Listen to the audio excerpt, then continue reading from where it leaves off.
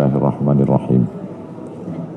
Assalamualaikum warahmatullahi wabarakatuh.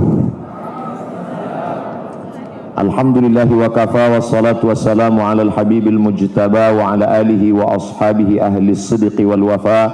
Subhanaka la ilma lana illa ma 'allamtana innaka antal alimul hakim. Rabbi shrah li sadri wa yassir li amri wahlul 'uqdatam min lisani yafqahu qawli. Moderator kita Profesor Madya Datuk Dr. Izhar yang sudah memberikan kesempatan,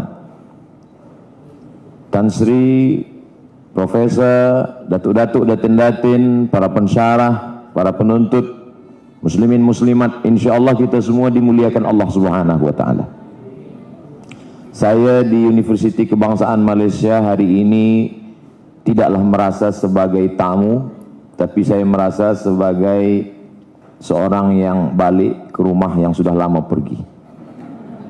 Dulu saya di sini sebagai penuntut tahun 2003 hingga 2004. Saya bila ditanya orang, awak duduk di mana? Di dekat penjara Kajang, Sungai Jeluk. Perjalanan panjang itu rupanya setelah 17 tahun, saya hitung kira barulah saya sadar rupanya sudah tua juga. Tadi sengaja Profesor tak menyebut tahun lahir saya, begitu rupanya dia menjaga hati orang tua. Masya Allah, tabarakallah. Saya tidaklah mengguru-gurui profesor-profesor, pensyarah-pensyarah. Saya tetaplah menjadi seorang penuntut. Sampai mati saya tetap menjadi penuntut mahasiswa di UKM. Sebab saya tak pernah selesai. Saya hanyalah seorang penuntut yang pernah membaca, pernah mendengar, kemudian balik lagi kemari dan menceritakan tentang apa yang pernah saya baca dan apa yang pernah saya dengar. Saya diberikan tajuk saya yang diberikan adalah Kesatuan Ummah, Cabaran dan Harapan. Dulu orang begitu bergembira ketika Islam sampai ke Jepun, sebab mereka yang tak mengenal Tuhan akhirnya mengenal Allah.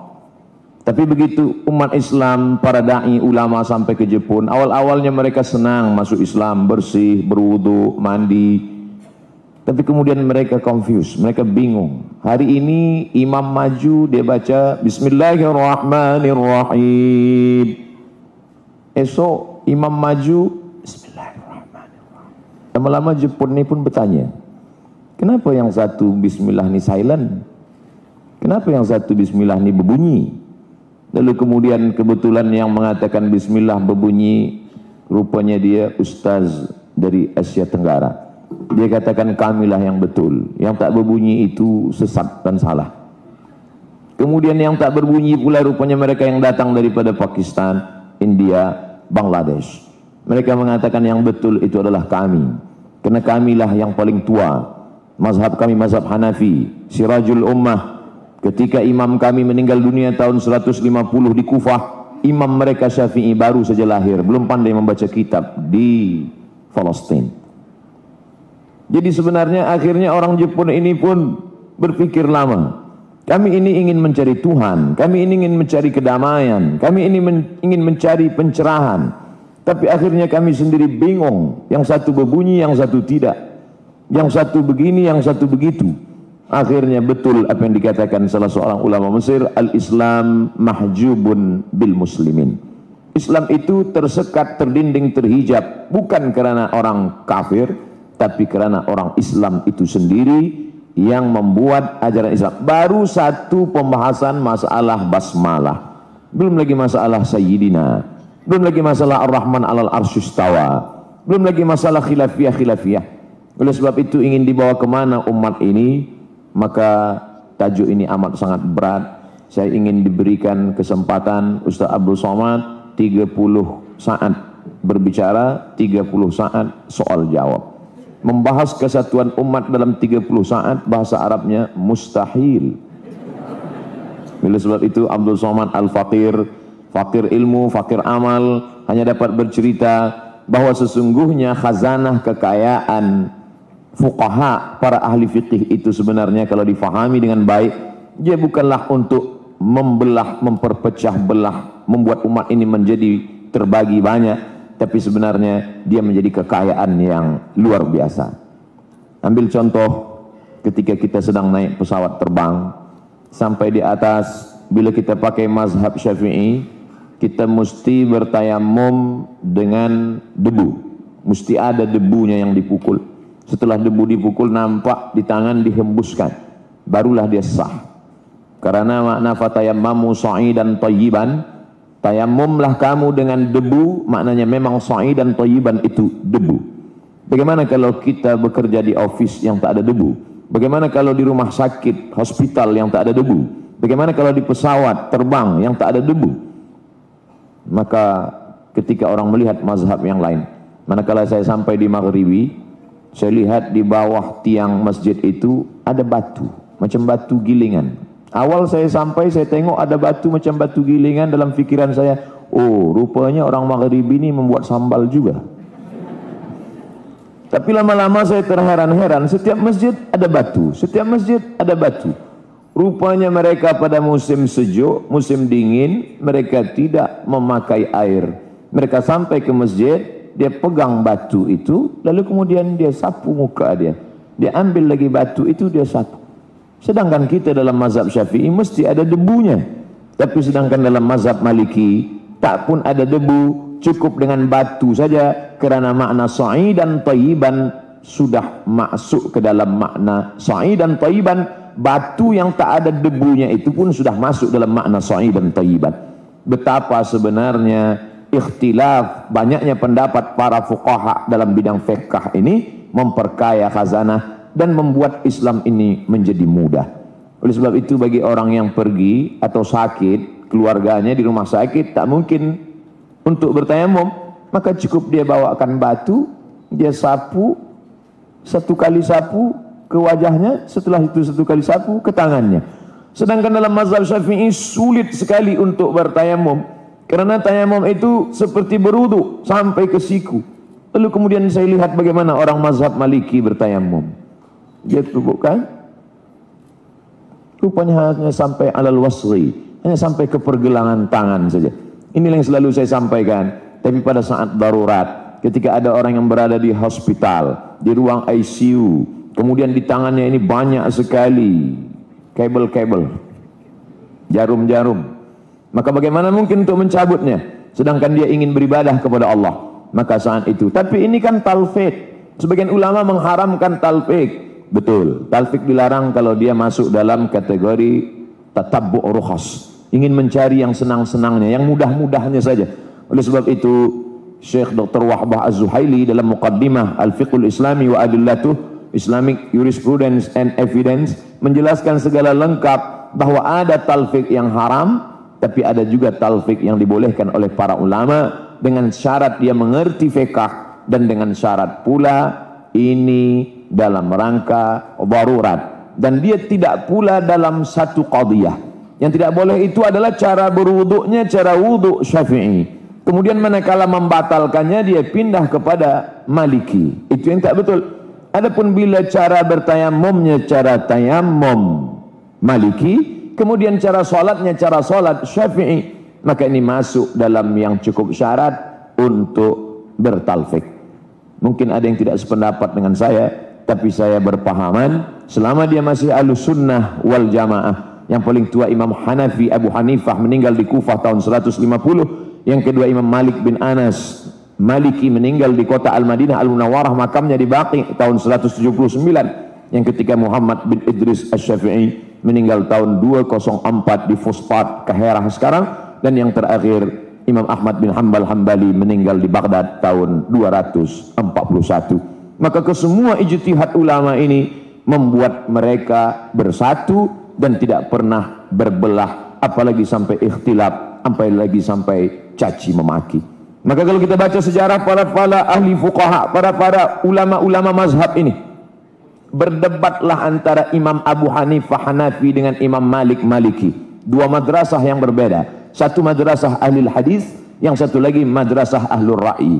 Madinah ahlul hadis, Malik bintangnya.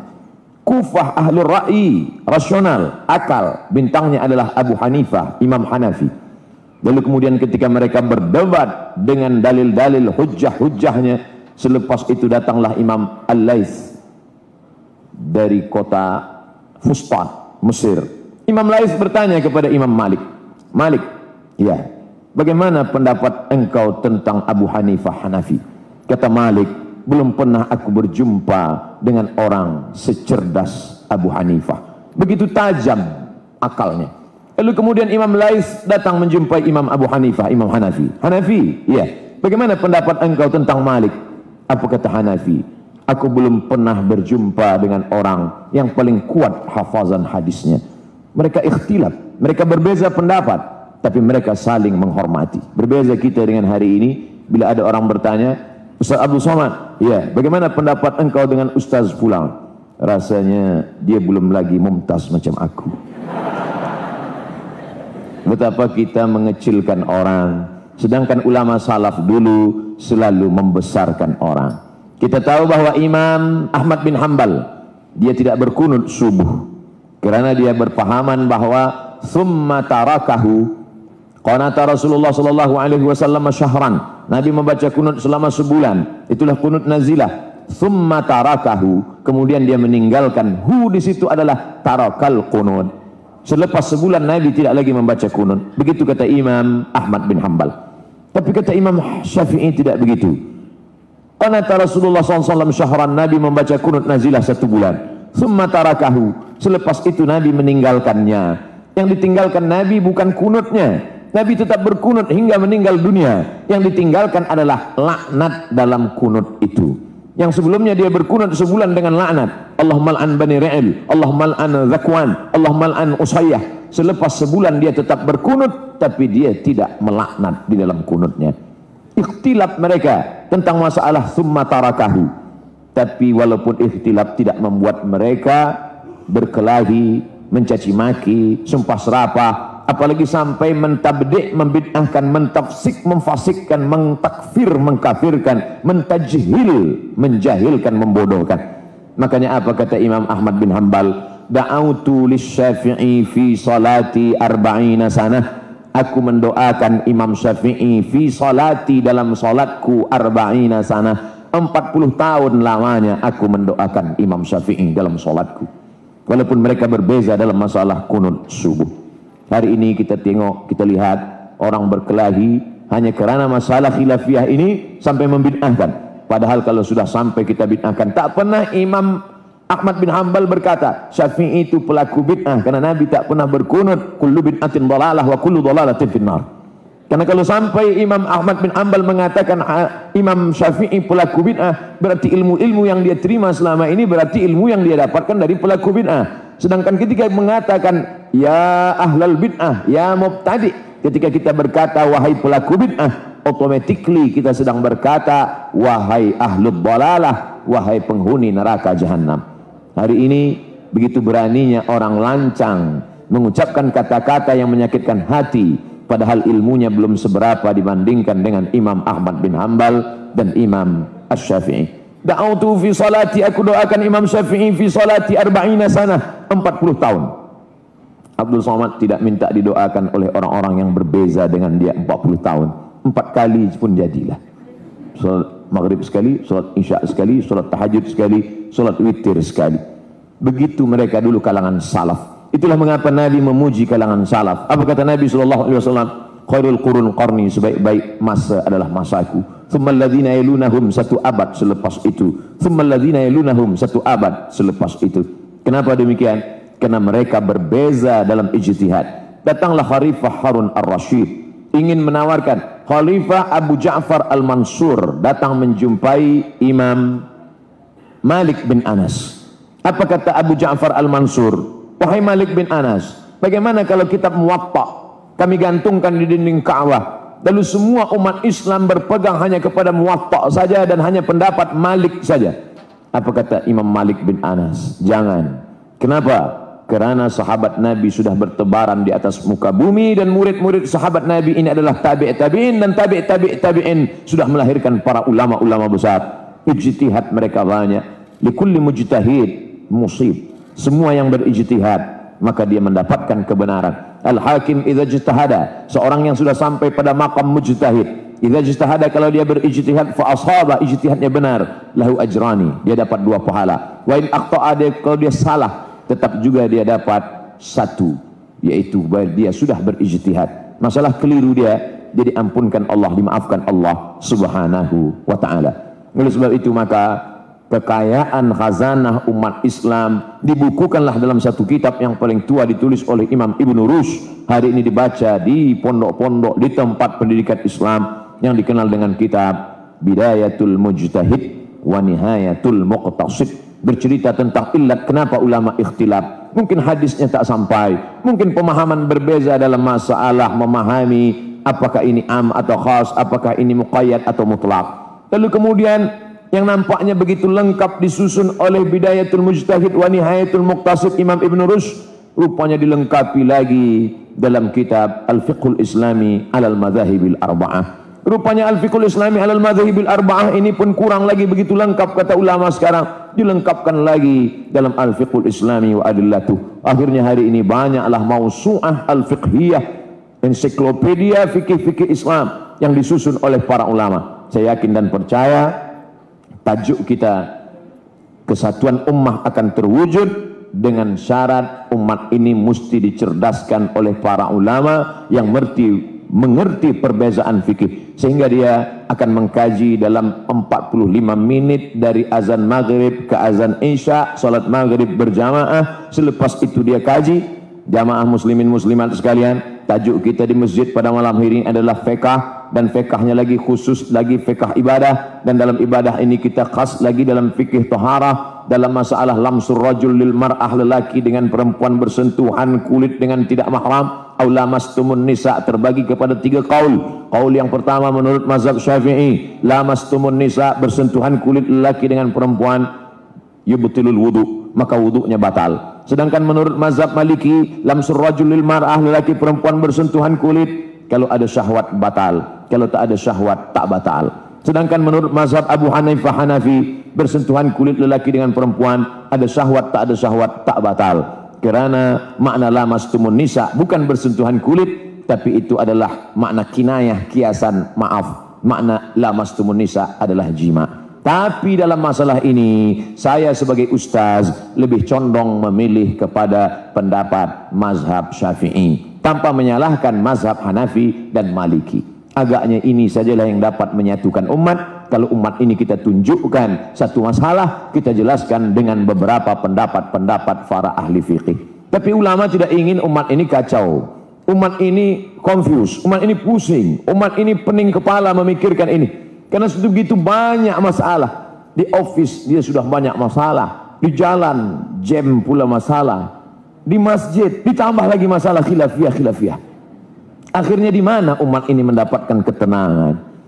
Akhirnya dia berkata, Ustaz, nampaknya dulu kami ke masjid mencari ketenangan, tapi sampai di masjid pun rupanya banyak khilafiyah. Kalau begitu kami tak ke masjid lagi lah. Na'udzubillah. Alhamdulillah, setelah dijelaskan oleh para ulama-ulama kita tentang ikhtilaf fikih ini bukan masalah besar. Ini masalah khilafiyah pada furu' saja, bukan pada usul. Seperti batang pokok kurma, seperti batang pokok kayu.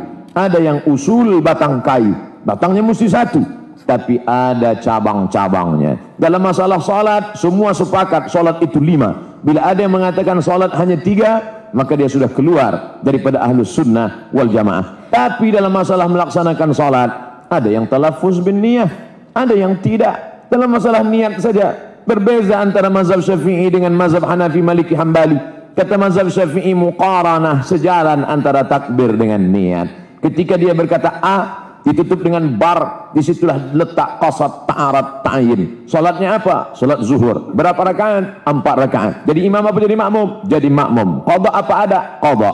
Allahu Akbar. Muqaranah, sejalan antara takbir dengan niat. Tapi kata mazhab Hanafi, Hambali dan Maliki, tidak begitu. Niat tidak dipasang dalam takbir, niat dipasang sebelum takbir. Itulah mengapa di Makkah Al-Mukarramah takbir imamnya pendek saja. Allahu Akbar. Bila dia berniat? Kata makmum yang berpegang kepada mazhab Syafi'i, Padahal dia berniat bukan di dalam takbir, dia berniat sebelum takbir, maka takbirnya kosong, pendek saja, Allahu Akbar. Sedangkan mazhab Syafi'i panjang takbirnya karena dia memasangkan niat dalam takbir, Allahu Akbar. Bahkan kalau kita ingat 20-30 tahun lepas masa di pondok, masa awal-awal belajar muqaranah ini, berkali-kali gagal muqaranah. Allah, imam dah rukuk baru Allahu Akbar. Begitulah dulu tok guru kita mengajarkan, kalau A dengan bar ini lebih atau kurang, batal salatnya. Tapi rupanya setelah kita belajar, oh rupanya ada mazhab ini, ada mazhab ini, bahwa ada orang yang berniat sebelum takbir, Allahu Akbar, sah. Bahwa ada yang berniat di dalam takbir, Allahu Akbar, sah. Lalu mana yang tak sah? Selepas takbir baru dia berniat, Allahu Akbar. Zuhur ke asar? Asar sajalah. Oleh sebab itu maka ketika umat ini dicerdaskan, siapa yang boleh menyatukan umat ini dalam berbagai macam perbezaan mazhab fiqh ini, yang boleh menyatukan umat, khasnya lagi di Malaysia, khasnya lagi di Selangor, khasnya lagi di Kajang, mereka adalah alumni dari Fakulti Pengajian Islam Universiti Kebangsaan Malaysia. Saya yakin dan percaya itu. Kenapa? Karena di sini para profesor media, para profesor, para pensyarah, mereka belajar daripada Jordan, daripada Suriah, Dimash, daripada Maghribi, daripada berbagai macam negeri. Falaula nafara min kulli firqatin minhum ta'ifatun liyatafaqahu fid din wal yunziru qaumahum idza raja'u ilaihim. Mereka kembali ke kampung halaman, ke tanah air mereka, la'allahum yahzarun. Akhirnya umat ini menjadi inti daripada ibadah dan dakwah. Allah tak mengatakan la'allahum ya'budun, tidak. La'allahum yusallun, tidak. La'allahum yasumun, tidak. Apa kata Allah? La'allahum yahzarun. Mudah-mudahan semakin berilmu mereka, semakin takut kepada Allah Subhanahu wa taala. Makanya doa yang diajarkan Nabi, Allahumma inni a'udzubika min ilmin la yanfa'. Dari mana ilmu tak bermanfaat? Wa min qalbin la yakhsha'. Tanda ilmu tak bermanfaat, hati tak takut kepada Allah Subhanahu wa taala. Makanya kalau ada orang ilmunya banyak, laisal ilmu birriwayah. Orang yang ilmunya banyak bukan berriwayah. Saya riwayatkan hadis ini dari Imam Muhammad bin Idris. Saya riwayatkan hadis ini dari Imam Muhammad bin Ismail bin Ibrahim bin Al-Mughirah bin Bardisbah Al-Bukhari. Dari gurunya Abdullah bin Maslamah, dari gurunya Malik bin Anas, dari gurunya Abu Zinad, dari gurunya Al-A'raj, dari gurunya Abu Hurairah, dari gurunya Sayyidina wa Maulana Muhammad SAW. Tapi hanya untuk menunjukkan bahwa hafazannya banyak. Malaikat berkata, aku tahu Abdul Somad, kau berkata begitu hanya supaya orang menonton banyak, dan kau akan berkata jangan lupa subscribe, like and share. Sebenarnya yang kita lakukan ini untuk manusia apa untuk Allah Subhanahu wa taala. Oleh sebab itu nanti sampai masanya dikumpulkan Allah. Kamu dulu beramal kerana Uzair, cari Uzair, minta balasan kepada dia. Kamu dulu beramal kerana Isa, cari Isa, minta balasan kepada dia. Lalu kelompok yang ketiga, izhabu ila man turauna ilaih. Pergilah kamu kepada siapa kamu dulu menunjukkan amal kamu. Kalau kamu beramal kerana follower, cari follower kamu. Kalau kamu beramal kerana viewer, cari viewer kamu. Beramal mestilah kerana Allah Subhanahu wa taala. Kata Syekh, menjabat jawatan yang tinggi sampai kepada maqam Syekhul Azhar Abdul Halim Mahmud, PhD Doctor of Philosophy daripada Sorbonne, Paris, Prancis University. Kata dia, dalam sejarah Islam ada 3 kelompok yang tak mungkin bersatu. Yang pertama, Aqliyun. Mereka inilah Mu'tazilah. Mereka selalu mengandalkan akal mereka. Yang kedua, Nassiyun. Mereka selalu berpegang kepada nas. Takwil tak boleh, hanya nas saja, tekstualis. Yang satu Aqliyun, rasionalis, rationality. Tapi yang ketiga pula tidak bersandar kepada nas, tidak melihat kepada akal. Mereka buang nas, mereka campakkan akal, mereka pejamkan mata, mereka renungkan hati. Mereka adalah ahlul dzauq, irfaniyun, kaum sufi, mutasawwifun. 3 kelompok. Satu Aqliyun, satu Nassiyun, satu Irfaniyun. Mereka inilah yang sentiasa berikhtilaf. Tapi 3 kelompok ini boleh menyatu dalam satu titik. Irfaniyun, aqliyun, nasiyun. Mereka akan menyatu dalam satu titik. Titik apa? Wa ma umiru illa liya'budullaha mukhlishina lahuddin. Maka kalau ada orang yang lebih mengedepankan akliyunnya, ada yang lebih menghilangkan akal, memejamkan mata, merenungkan hati, zauknya, irfaniyun. Ada pula yang hanya membaca kepada teks, kalau tidak ada dalam Quran, tidak ada dalam sunnah, tidak ada tertulis, tidak diterima. Tapi ketika mereka kalahkan ini semua hawa nafsu, insya Allah mereka akan bertemu dalam mukhlishina lahuddin. Saya yakin dan percaya banyak profesor pensyarah yang tak sependapat dengan saya, tak bersetuju dengan saya, tapi insya Allah kita akan bersama dalam kelompok mukhlishina lahuddin. Cepat betul waktu habis di UKM. Saya dibagi maklumat 30 saat. Saya start tadi pukul 3, sekarang sudah pukul 3.35. Mohon maaf, 5 menit ini pun akan dituntut di padang mahsyar nanti. Terima kasih atas segala perhatian, mohon maaf segala kekhilafan. Kita teruskan dalam soal jawab. Seterusnya saya serahkan kepada Profesor Media Dr. Izhar. Beliau Izhar, saya ini idgham. Abdus Somad, idgham Syamsiah. Assalamualaikum warahmatullahi wabarakatuh. Waalaikumsalam warahmatullahi wabarakatuh. Terima kasih Dr. Abdus Somad. Satu penjelasan ringkas tetapi padat. Sebenarnya soalan-soalan yang Dr. Abdul Somad sebut itu selalu orang bertanya sebenarnya, ya, tentang niat ni, macam mana mau niat. Ada yang sebut, dia kata apa? Dia kata setiap kali orang kata kalau ambil wuduk bila angkat takbir itu mesti masuk. Masuk di mana sebenarnya? Itu tak jawab saya tu. Jadi Ustaz Somad saya jawab, alhamdulillah. Sekarang ni tuan-tuan dan puan yang dikasihi sekalian, kita ada sesi soal jawab dan memang kita dah tentukan di UKM. Dr. Abdul Somad sendiri yang minta agar di UKM lebih kepada soal jawab akademik yang bersifat akademik. Jadi alhamdulillah ada beberapa soalan dan tuan-tuan dan puan yang telah diberikan kertas ni nak tanya soalan boleh hantar, ya. Jadi hantar soalan-soalan yang boleh membina untuk kita semualah. Tapi kalau untuk luahkan perasaan, insya-Allah lepas ni. Ustaz, soalan saya bacakan, boleh? Soalan pertama daripada hamba Allah. Apakah ciri-ciri kekuatan ummah yang sepatutnya ada dalam diri remaja untuk menghadapi fitnah akhir zaman? Kalaulah umur saya mundur ke belakang, disuruh saya hidup lagi tahun 1998 balik menjadi penuntut ilmu di Azhar, saya fikir-fikir rasa-rasanya tak sanggup. Sebab begitu berat cabaran pemuda belia zaman sekarang.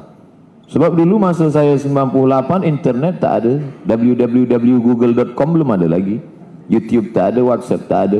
Jadi bila saya pergi ke Kaherah 2017, penuntut-penuntut bertanya, Ustaz Somad, bagaimana supaya kami ini tidak pacaran, supaya tak ada hubungan dengan perempuan yang tak mahram? Kata saya, tak tahulah, zaman saya dulu memang susah, kata saya.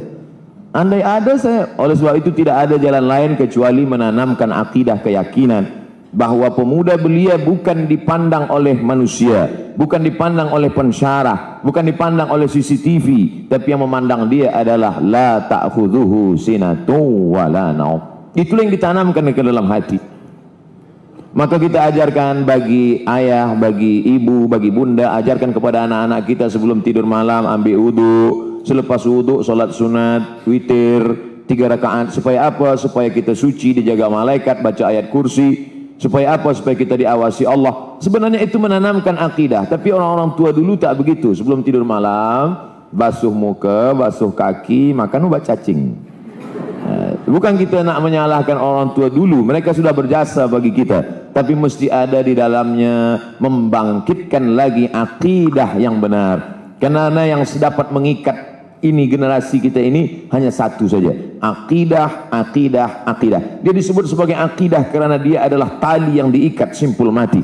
Dia disebut sebagai tauhid kerana dia berani mengatakan tiada yang lain kecuali hanya Allah saja. La ma'buda bihaqqin illallah, la mahbuba bihaqqin illallah. Sampai pada puncaknya la maujuda bihaqqin illallah, yang wujud sebenar wujud hanya Allah semata. Kita ini wujud tapi sampai masanya nanti kita akan tiada berwujud kerana kita akan hancur dimakan cacing tanah. Tinggallah anallah, anallah, anal jabbar, anad dayyan, aku saja. Maka insyaallah UKM salah satu usaha yang menanamkan akidah melalui Fakulti Pengajian Islam. Ada jabatan Quran Sunnah, di sana ada jabatan akidah. Para filosofnya menanamkan akidah dengan menapis akidah-akidah yang sesat, dan di Malaysia pula dikawal oleh mufti. Maka dalam akidah Asy'ari, dalam fiqh Syafi'i, dalam tasawufnya Sunni, Junaid Al-Baghdadi dan Abu Hamid Al-Ghazali. Maka insyaAllah generasi kita akan selamat sampai hari kiamat insyaAllah. Amin ya rabbal alamin. Soalan seterusnya, apakah pandangan Islam tentang golongan liberal? Siapa mereka ini Pak Ustaz? Saya baca je. Dia tulis Pak Ustaz, saya Pak Ustaz lah. Masya Allah. Liberal, ada patung liberty, bebas, tak ada ikatan. Sedangkan Islam ini hurriyah, bebas, tapi muqayyadah, masih ada ikatan. Kulu, makanlah, tapi ada yang tak boleh. Hurriman alaikumul maitatu, bangkai tak boleh. Waddamu, darah tak boleh. Walahmul khinzir, daging khinzir tak boleh. Sedangkan dia mau liberal, semua dimakan, makan. Sampai Batman pun dia makan. Setelah datang corona baru dia pusing, pening kepala. Oleh sebab itu maka ini dalam liberal masalah makanan. Begitu juga dalam masalah keyakinan. Kata dia tidak bertuhan pun merupakan suatu keyakinan. Kita tidak boleh menjudge orang. Sedangkan dalam Islam diajarkan, bila ada orang yang berbeza dengan kita, wala ana abidum ma'abattum wala antum abiduna ma'abud lakum dinukum waliyadin. La ikraha fid din.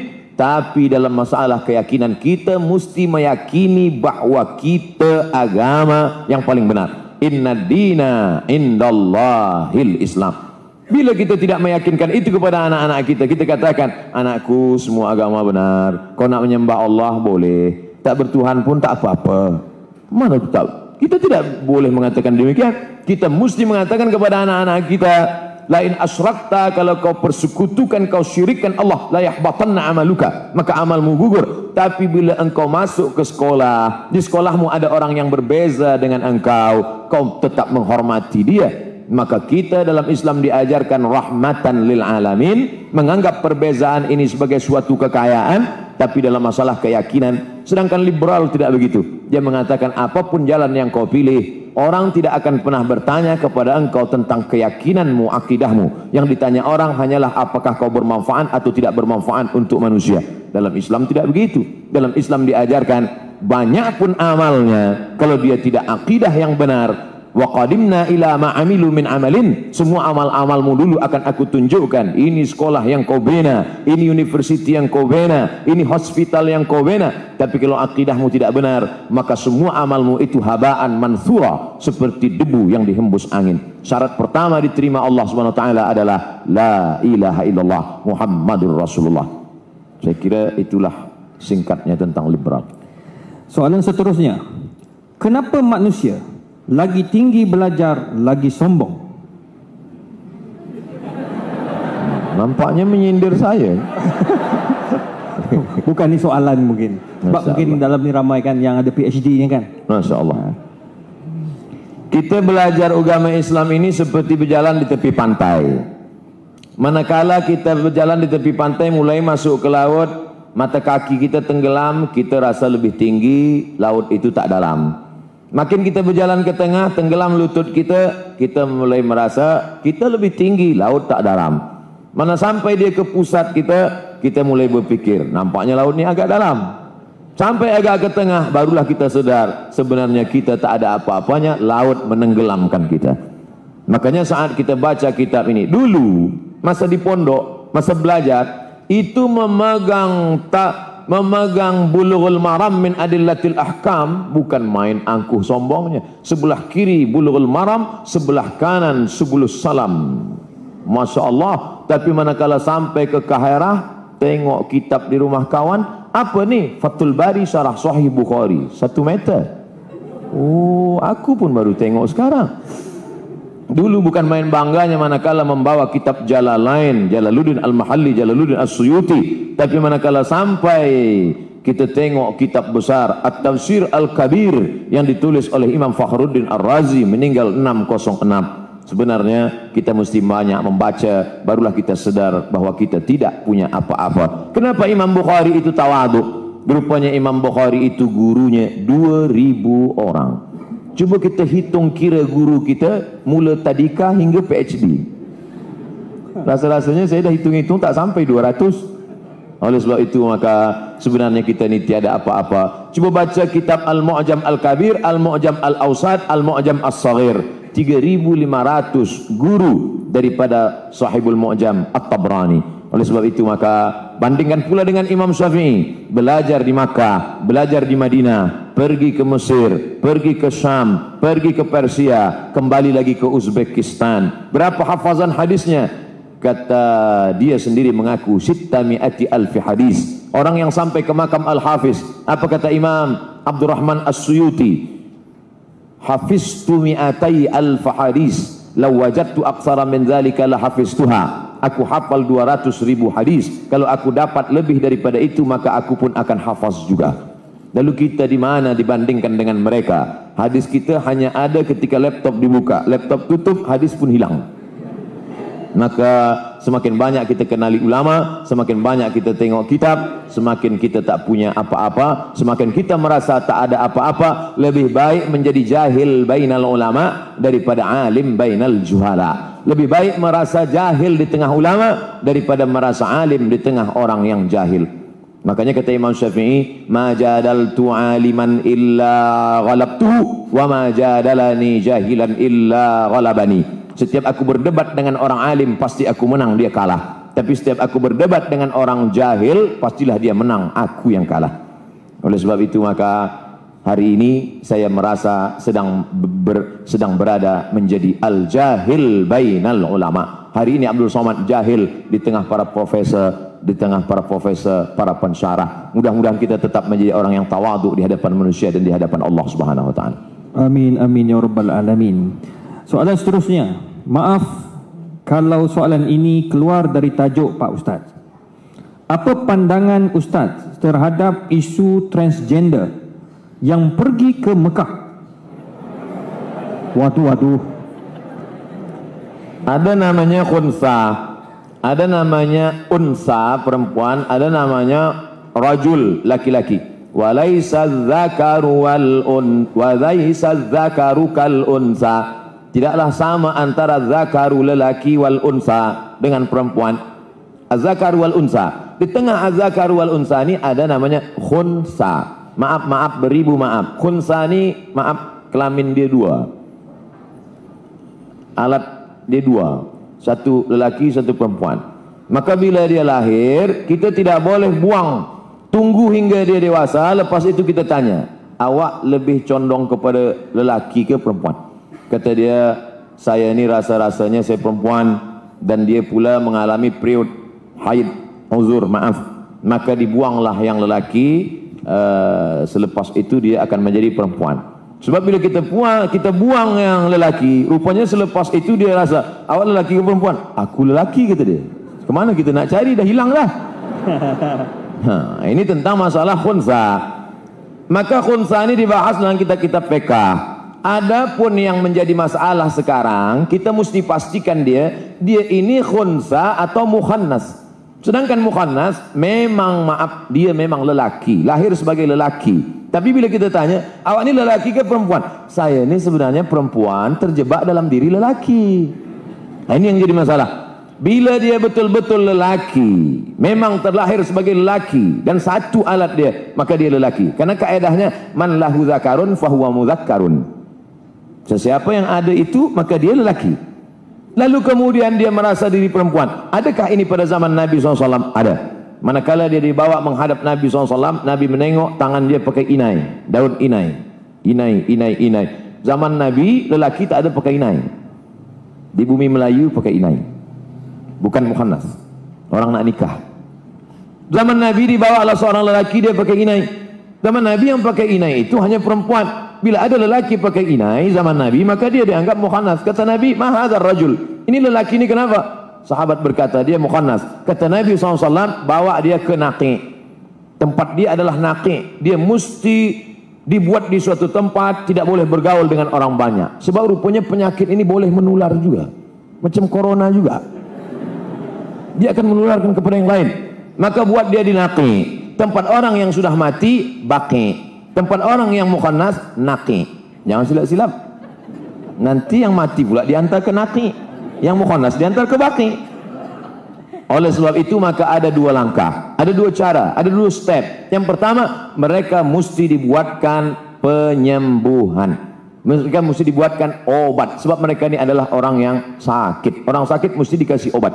Tapi kalau dia sudah sampai kepada tingkat, maaf, melakukan perbuatan seksual, man wajadtumuhu ya'malu amala qaumi Lut, kalau kamu menangkap mereka melakukan perbuatan umat Nabi Lut, faqtulul fa'il wal maf'ul, maka bunuhlah yang fa'il, yang melakukan, yang maupun yang maf'ul, yang menjadi objek. Kalau hukum ini dilakukan, insya Allah mereka akan sihat. Kalau tak percaya, mari kita cuba. Tangkap satu, pancung. Yang lain insya Allah. Kalau lelaki apa perempuan? Lelaki, gitu dia. Wallahu a'lam. Menarik. Tengah panas kan ni soalan ni kan. Menteri pun tak boleh jawab, Pak. Alhamdulillah. Soalan seterusnya. Bolehkah masjid dijadikan tempat berpolitik? Tidakkah politik itu dalam Islam? Habis. Bulan suci Ramadan ada 30 malam, 29 malam. Saya selalu buatkan tajuk-tajuk khasnya di masjid saya dan masjid-masjid lain. Lepas saya buat, saya share. Artinya masjid-masjid lain boleh buat. Cara mengisi malam-malam Ramadan, cara menjadi orang yang bertakwa, Ramadan dan kesehatan, Ramadan dan pengawasan Allah, Ramadan. Mesti ada satu malam dibahaskan di situ politik dalam Islam. Bila kita berkata bahwa Islam ini tiada politik, bagaimana dengan fikih siasah? Di dalam ada fikih ibadah, di dalam ada fikih ibadah, ada fikih muamalah, ada fikih siasah. Maka di dalam Islam ada fikih siasah. Bahkan bukan dalam satu juzuk, tapi dalam satu kitab yang ditulis oleh Imam Al-Mawardi, meninggal 450 Hijrah, bertajuk Al-Ahkam As-Sultaniyah. Diteruskan oleh Ibnu Taimiyah Al-Ahkam Asy-Syar'iyyah, diteruskan oleh Syekh Yusuf Al-Qardawi yang sekarang kita berjudul tajuk Min Fiqhid Daulah. Jadi ulama mesti menjelaskan siasah politik dalam Islam. Maka saya sendiri pun menjelaskan, muslimin muslimat sekalian, Islam ini mengatur masalah politik dalam Islam. Nama kitabnya, kita baca kitab Al-Fiqhul Islam, kita baca kitab Al-Ahkam As-Sultaniyah, 10 syarat kewajiban seorang pemimpin. Pemimpin dalam Islam adalah ra'id din wad daulah. Tugas pemimpin dalam Islam yang utamanya ra'id din, menjaga agama, ad-daulah, dan menjaga negara. Maka umat mesti dijelaskan tentang politik tanpa kita membawa kepada suatu parti atau golongan atau kepada orang, tapi yang kita jelaskan adalah bagaimana ajaran Islam secara am. Apa kata Muhammad? Apa kata Abdullah ibnu Abbas radhiyallahu anhuma? Lau da'a minni iqalu ba'iri lawajadtuhu fil Quran. Seandainya hilang tali untaku hilang, aku temukan dalam Quran. Maknanya apa? Udkhulu fis silmi kaffah. Islam secara kafah. Kalau masuk ke dalam toilet saja diatur dalam Islam. Allahumma inni a'udzubika minal khubuthi wal khaba'ith dengan kaki kiri. Idza waqa'a dzubabu fi ina'i ahadikum. Kalau lalat masuk ke dalam tempat air minum kamu, falyughmishu, celupkan ke dalam. Fa inna fi ihda jinahihi da'an. Dalam satu sayapnya ada penyakit, wa fil ukhra shifaan. Dalam satu sayap lagi ada obat penawar. Sedangkan lalat masuk ke dalam tempat air minum saja dibahas dalam Islam. Idza tasa'aba ahadukum falyurad mastata'a. Kalau kamu menguap, maka jangan buka mulut macam kuda Nil. Tahan sekuat-kuatnya. Idza atisa ahadukum, kalau kamu bersin, falyukhfid sautahu, kecilkan suara. Falyadha' yadihi ala wajhihi, letakkan tapak tangan ke mulut, yang kuat-kuat. Artinya apa? Dalam masalah itu pun diatur dalam Islam, apalagi masalah hakim wal mahkum. Oleh sebab itu maka Islam mengatur masalah politik, kita jelaskan menurut hukum fiqh Islam. Wallahu a'lam bishawab. Terima kasih Ustaz. Soalan seterusnya, saya Nahdlatul Ulama. Nama. Dan ingin bertanya Ustaz, bolehkah kita memulai menghafal Al-Quran tetapi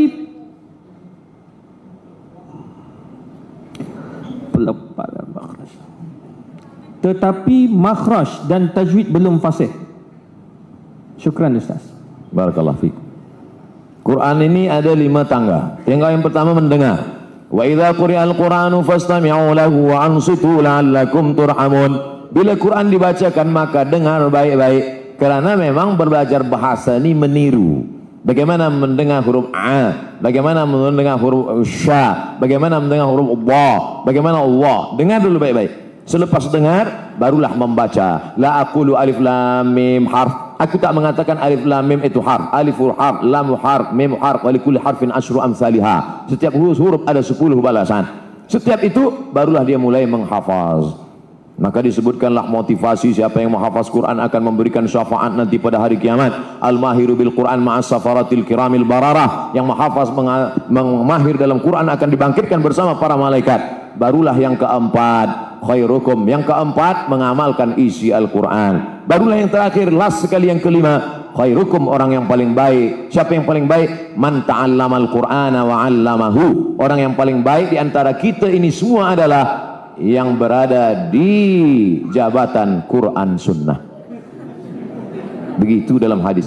Man ta'allamal Qur'ana wa 'allamahu. Saya sebut Quran Sunnah karena di situ dulu saya belajar.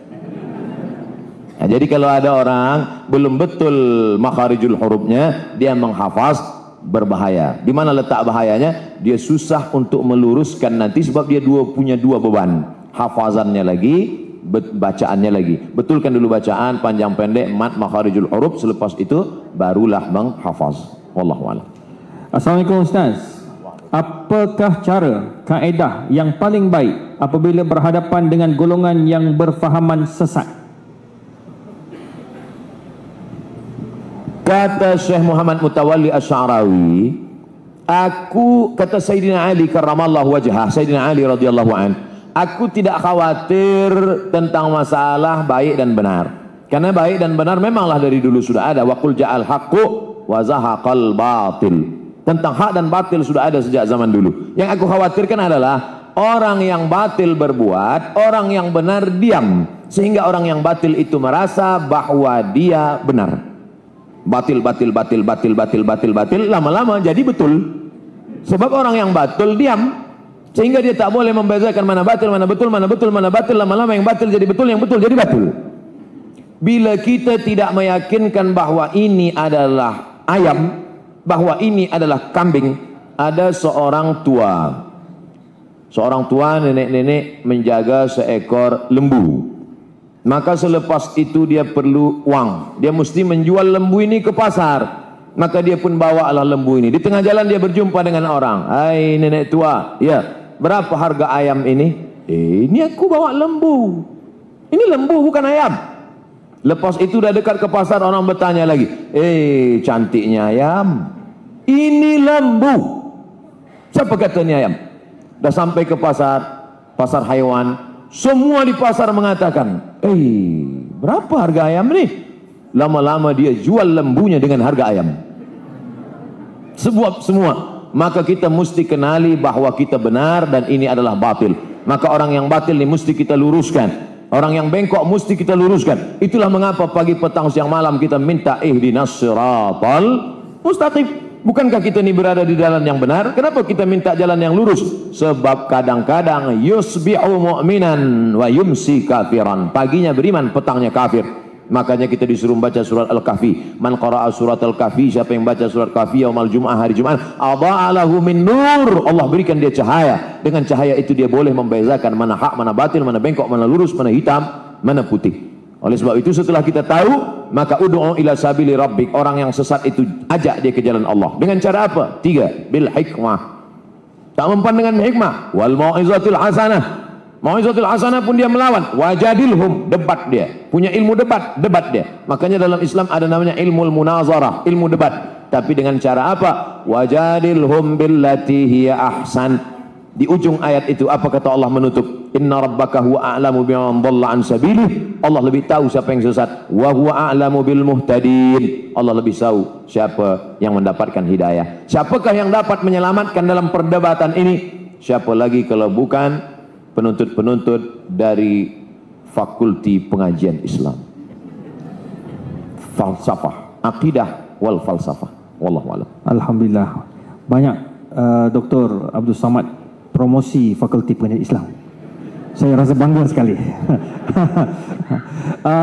Baik, kita kesempatan masa sebab malam ini Datuk Seri Dr. Abdul Samad akan berada di Stadium Melawati. Semalam alhamdulillah yang bahagia Ustaz berada dekat Masjid Besi. Masya-Allah, 3 tingkat tu penuh rapat. Jadi sampaikan orang tengok Ustaz tu masuk keluar agak penyek gitu ya. Masya-Allah. Jadi alhamdulillah malam ini Allah permudahkan insya-Allah. Cuma di sini enggak penyek sebab semuanya okey. Okey. Cuma saya nak buka dua soalan dalam bentuk ni pakai mic, 2 je sebab masa tak ada. Okey, satu soalan. Terus bagi nanti kan jawab. Okey, silakan. Mana mic? Belah perempuan seorang nak seorang perempuan. Prepare terus, siap-siap. Ada? Mana profesor-profesor perempuan? Jangan jadi malu kita ni. Ni. Allah. Makcik.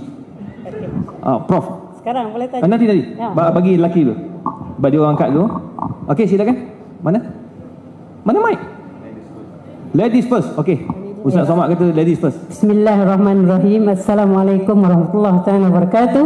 Ana Fatimah Yahya min هذه الجامعة كطالبة هنا في شعبة عربية. saya nak tanya mengenai batal wudu. Mazhab Hanafi kalau sentuh al-mashu laisa batil. Syafi'i batal. Kalau kita macam saya nak ikut mazhab Hanafi boleh tak? Siapa-siapa sajalah macam masalah di Makkah lamsul rajul. Ada soal fakat. Syukran. Terima kasih Ustazah sebab soalan pendek dan padat. Masya-Allah. Aula mastumun nisa, atau kamu menyentuh perempuan. Kata mazhab Hanafi, aula mastumun nisa, kamu menyentuh tangan perempuan, la yubtilul wudu, tak batal wudu. Sebab makna aula mastumun nisa, maaf beribu maaf, maknanya jima. Kalau jima baru batal. Sebab kan kata dalam mazhab Maliki, kalau menyentuh batal kalau ada syahwat. Kalau tak ada syahwat tak batal. Sedangkan dalam mazhab Syafi'i ada syahwat tak ada syahwat batal. Saya dalam hal ini memilih mazhab Syafi'i. Kenapa Ustaz pilih mazhab Syafi'i? Apa hujahnya? Lebih mazhab Syafi'i lebih ihtiyat, lebih hati-hati, lebih selamat. Misal umpamanya saya bersentuhan dengan perempuan, lepas tu saya sembahyang, Allahu Akbar, datang setan berbisik, "Hai Abdul Somad, engkau tadi bersentuhan." Kata hati saya, tak batal, aku tak ada nafsu. Kata engkau tak nafsu, tapi adalah sikit. Maka di situ saya pilih mazhab Syafi'i sebab ihtiyat dia tinggi. Manakala saya bersentuhan, saya wuduk balik. Selepas itu datang setan menggoda, wuduk engkau sudah batal Abdul Somad. Kata saya, tak batal, sebab aku dah wuduk balik. Salahkah seseorang memilih mazhab Maliki, memilih mazhab Hanafi, kemudian menurut dia baca, dia tengok, lalu kemudian dia pilih mazhab ini? Salahkah dia? Maka kata Syekh Wahbah Zuhaili dalam kitab Al-Fiqhul Islami wa Adillatuh, orang boleh memakai mazhab talfik campur bisyarat. Syarat yang pertama, bukan tatabbu' rukhas, ingin mencari senang-senang mudah-mudah aja. Giliran berwudu, dia pilih mazhab Hanafi. Selepas itu hari raya kurban, orang bertanya, awak tak berkurban tahun ini? Tidak. Kenapa? Kurban sunat muakkad. Kurban dalam mazhab Hanafi wajib. Iya, aku duduk je tak Hanafi. Kurban aku pindah ke Maliki. Syarat yang pertama, dia tidak tatabu' rukhas, tapi kerana dia tengok dalilnya kuat. Yang kedua, kerana dia tidak dalam satu qadiyah. Salat dengan wudu dengan puasa bukan satu qadiyah. Yang dimaksud dalam satu qadiyah itu cara berwudunya Syafi'i. Selepas itu membatalkannya, pindah dia ke Maliki atau Hanafi, maka ini satu qadiyah. Apa beza wudu Syafi'i dengan wudu Hanafi? Wudu Syafi'i, air asal kena rambut sikit saja sah.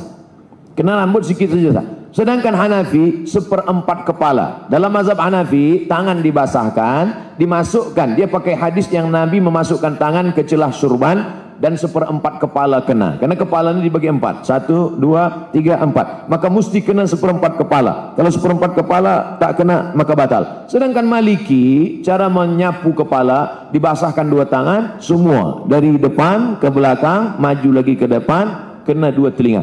Cara wuduknya dia pakai Syafi'i. Selepas itu dia pergi jemputan walimah. Selamat ya, barakallahu lakum wa baraka alaikum wa jama'a bainakum fi khair. Kena ujung. Lepas itu dia sembahyang. Orang tanya, kenapa awak tak wuduk balik? Tak batal lah, saya kan tak ada nafsu.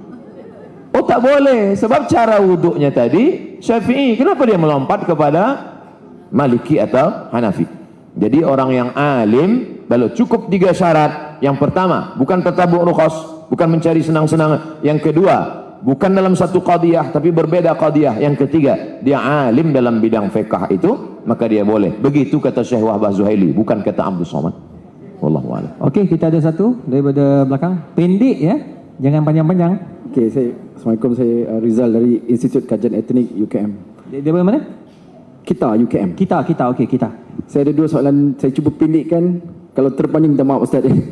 Nombor 1, kalau dalam konteks kesatuan ummah, cabaran dan harapannya, kalau kita berbicara tadi untuk menyatukan orang mazhab-mazhab yang ada dalam Islam sebagainya, bagaimana kalau kita nak menyatukan aliran-aliran lain di dalam Islam seperti Syiah, Wahabi dan sebagainya bersatu bersama kami dalam konteks Islam? Itu yang pertama. Yang kedua, apabila berpindahnya ibu negara Israel ke Jerusalem, adakah itu petanda bahawa laluan untuk Dajjal daripada Isfahan Iran akan terus bersemayam di Jerusalem? Pandangan Ustaz. Terima kasih Ustaz. Terima kasih Dok. Dulu ada satu subjek di Al-Azhar namanya At-Tayyarat Al-Fikriyah Al-Mu'asirah, aliran-aliran pemikiran kontemporer dalam Islam, mengkaji satu masalah bahwa Israel tetap melakukan 5 hal untuk menunggu Mesias, juru selamat yang mereka tunggu-tunggu sampai hari ini. Karena menurut mereka juru selamat itu belum turun sampai hari ini. Yang pertama, semua Yahudi mesti kembali ke bumi yang dijanjikan Tuhan. Al-Ardul Ma'ud, tanah yang dijanjikan Tuhan. Itu syarat pertama. Maka pada tahun 1946 mereka pun beramai-ramai pindah. Hari ini 5 juta penduduk Israel sudah kembali. Yang dari Maghribi, yang dari Rusia, yang dari Europe kembali dengan syarat ibu, sebab mereka melihat nasab ini dari puak ibu. Yang kedua, mereka dulu pernah dihancurkan pada masa Kaisar Nebukadnezar yang menghancurkan Temple of Solomon. Maka mereka mesti membalaskan sakit hati terhadap Nebukadnezar. Kampung Nebukadnezar adalah Babel, Babilonia adalah Irak sekarang. Oleh sebab itu Irak mesti dihancurkan. Itulah makanya serangan kepada Irak ini terus bertubi-tubi hingga hari ini. Yang ketiga, bahwa bumi Palestina mesti hijau. Sebab syaratnya Mesias itu mau turun ke bawah kalau dia hijau. Agak-agaknya Mesias itu dari atas langit dia tengok, dah hijau atau belum? Bila hijau aku baru turun. Apa yang hijau itu? Itulah dia pohon gharqad, syajaratul gharqad. Dan itu ada disebut Nabi SAW. Apa kata Nabi SAW? Nanti batu pun akan berbicara. Ketika bersembunyi mereka pada perang besar di akhir zaman itu di belakang batu, batu akan berbicara. Ya Abdullah, hadza Yahudi khalfi faqtulhu. Wahai hamba Allah, ini di belakangku ada Yahudi, bunuhlah dia. Kecuali satu, kata Nabi. Apa itu? Syajaratul gharqad. Subhanallah, Masya Allah. Bila kita sampai nanti, saya sampai ke satu kota yang dibelah menjadi 2, sebelah punya Mesir, sebelah lagi diambil oleh Israel. Saya tengok dengan mata kepala saya sendiri pohon-pohon gharqad mereka tanam menghijau seperti pokok pines. Lalu kemudian yang kelima, bahwa mereka mesti menguasai yang pernah dikuasai oleh Sulaiman dulu. Maka itu disebut dengan Great Israelian, Israel Raya, Israel besar. Mana batasnya? Dari 2 sungai, dari sungai Nil di Afrika hingga ke sungai Efrat di Irak. Maka batas negara mereka itu adalah 2 sungai. Maka dalam bendera dia dibuat ada bintang bintang David, lalu segi 6, lalu di atasnya ada garis warna biru, di bawah ada biru. Yang di atas biru itu sungai Nil, Yang di bawah biru itu adalah sungai Efrat. Maknanya kerajaan mereka dari Nil hingga ke Efrat. Yang kelima, kalau nanti mereka berkuasa di dunia, maka selain daripada mereka akan menjadi ghaim. Ghaim itu adalah keledai tunggangan. Yang bukan dia akan menjadi ghaim. Siapa dia? Maka mereka tidak mengajak orang luar kepada agama dia. Sebab dia adalah agama sekaligus nation. Beza dengan kita. Kita Melayu. Tapi bukan agama. Beza dengan mereka. Mereka adalah Yahudi sekaligus sebagai agama. Maka yang bukan mereka, bukan golongan mereka akan menjadi goim, keledai tunggangan. Itulah yang terjadi saat ini. Maka ini mesti disuarakan. Video saya tentang ini sudah diupload di YouTube. Hanya beberapa jam saja, lepas itu hilang. Kalau tak percaya, coba upload. Mungkinkah Sunni dan Syiah bersatu? Yang menjawab ini Syekh Yusuf Al-Qaradawi. Maka dibuatlah yang disebut dengan at-taqrib bainal madzahib. At-taqrib, pendekatan. Karena sudah jauh betul. Ini Sunni, ini Syiah. Akhirnya dibuatlah dialog bernama at-taqrib bainal madzahib, mendekatkan mazhab. Tapi itu pada masa Syekhul Azhar Mahmud Saltun. Berlanjutlah kepada Syekh Yusuf Qaradawi. Kata Syekh Yusuf Al-Qaradawi, akhirnya saya tak sanggup. Kenapa? Mereka mengajak takrib bainal madzahib, tapi sebenarnya mereka sedang melakukan tasyyi'us sunnah, mensyiahkan ahli sunnah. Di mana letak perbezaan kita dengan mereka? 5. Yang pertama, mereka berkata selepas Nabi SAW meninggal, dunia ini dipimpin oleh Sayyidina Ali.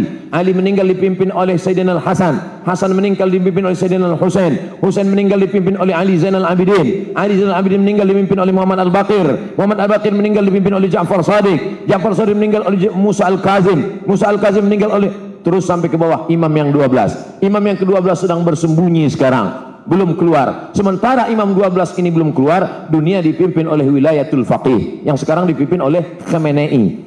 Siapa yang tidak mengakui ini maka kafir. Itulah yang menyebabkan dia keluar daripada Ahlussunnah, karena Ahlussunnah tidak boleh takfir, mengkafirkan orang, sedangkan dia mengkafirkan kita.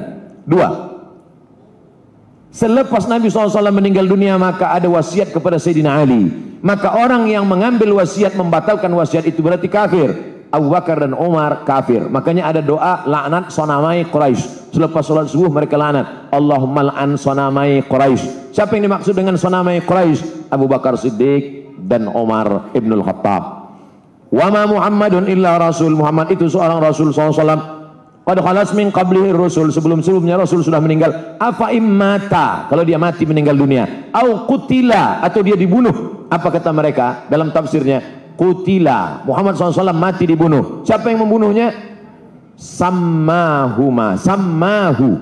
Ada 2 orang perempuan yang sudah meracunnya. Sejahat-jahat perempuan adalah mereka berdua, sejahat-jahat lelaki adalah bapaknya. Siapakah 2 perempuan itu? Aisyah paling jahat, bapak Aisyah Abu Bakar. Hafsah paling jahat, bapak Hafsah adalah Umar. Sejahat-jahat perempuan Aisyah dan Hafsah, sejahat-jahat lelaki Abu Bakar dan Umar. 3. Sahabat Nabi yang beriman hanya Muaz, hanya Abu Dzar Al-Ghifari, Salman Al-Farisi, Miqdad bin Aswad. Selain daripada itu, sahabat itu kafir murtad. Sedangkan kita Ahlussunnah berkata as-sahabah udul. Abu Bakar Siddiq radhiyallahu an, Umar bin Khattab radhiyallahu an, Ali bin Abi Thalib radhiyallahu an. Sedangkan mereka mengatakan la'natullah alaih. Yang keempat, mereka berkata bahwa ada namanya taqiyah. Kalau kebetulan yang hadir ini ramai adalah Ahlussunnah wal Jamaah, maka ketika dia ditanya, engkau Syiah apa Sunnah? Dia akan berkata, ana Sunni. Sebab yang banyak ini Sunnah. Tapi kalau yang di sini yang datang adalah Syiah, ditanya, awak Sunni apa Syi'i? Ana Syi'i. Ini namanya taqiyah. Kalau yang kebetulan datang 50-50, 50 Sunnah, awak apa? Ana Sushi. Sunni Syi'i. Taqiyah.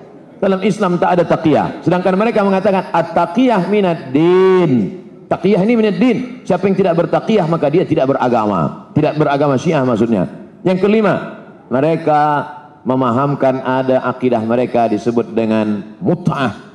Hari ini mut'ah luar biasa. Berapa banyak orang terkena penyakit. Seorang dokter medikal di Bandung, dia buat dalam buku, dia tulis buku itu. Dia bercerita bagaimana seorang perempuan yang memakai niqab, memakai cadar datang tapi dia terkejut kenapa terkena penyakit sipilis. Kenapa terkena sipilis? Rupanya ikut jamaah. Terlalu banyak guna Van Rijk kena virus. Oleh sebab itu maka kita tidak mungkin bertemu.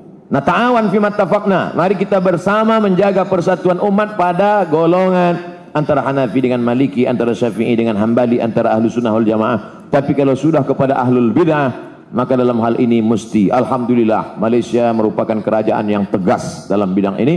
Saya amat sangat bersyukur kepada Allah kerana dalam tazkirah saya mengambil fatwa. Saya ambil fatwa dari Selangor, saya ambil dari fatwa Mufti Johor, saya ambil. Bila umat bertanya, ini bukan fatwa Abdul Somad, ini fatwa dari bumi Melayu. Kenapa? Karena umat ini akan dijaga oleh ulama. Kalau ulama diam dalam masalah ini, maka habislah umat akan diterkam oleh serigala-serigala. Maka mesti dijaga oleh ulama. Wallahu a'lam bishawab. Alhamdulillah, terima kasih banyak. Minta maaf kepada yang nak bertanya kerana masa sangat-sangat mencemburui kita. Dan Dr. Abdul Somad pun nak bergerak ke Shah Alam. Jadi tuan-tuan dan puan, terima kasih atas pemerhatian dan kehadiran tuan-tuan dan puan, dan terima kasih juga kepada yang berbahagia Ustaz Datuk Seri Ulama Setia Negara Dr. Abdul Somad.